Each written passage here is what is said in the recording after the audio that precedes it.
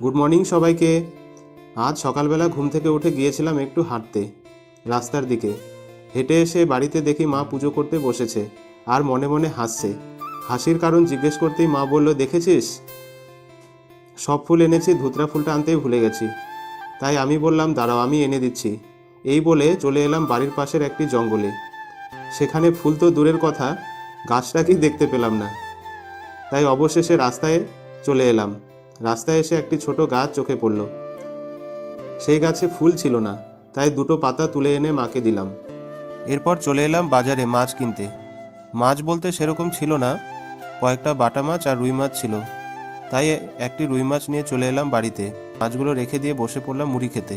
আর এদিকে মা বসে পড়লো সবজি কাটতে। বেলা প্রায় অনেকটাই হয়ে গেছে, তাই বসে না থেকে ভাবলাম কাপড়গুলো নির্মা জলে ভিজিয়ে দিই। কিছুক্ষণ ভেজার পরে কাপড়গুলো কেচে দিলাম, কেচে রোদে শুকোতে দিলাম। এরপর স্নান সেরে বসে পড়লাম খেতে। আজকে দুপুরে খাবারে হয়েছে কুমড়ো দিয়ে মাছের তরকারি আর মাছের মাথা দিয়ে বাঁধাকপির ঘন্ট করেছে। খেতে ভীষণ ভালো হয়েছে। খাওয়া দাওয়া করে একটু শুয়েছিলাম।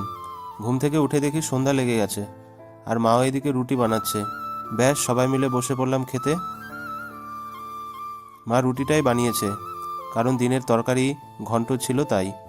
বাবা ভাত খেলো, আমরা দুজনেই রুটি খেলাম। আজকের ব্লগটি এখানেই শেষ করলাম।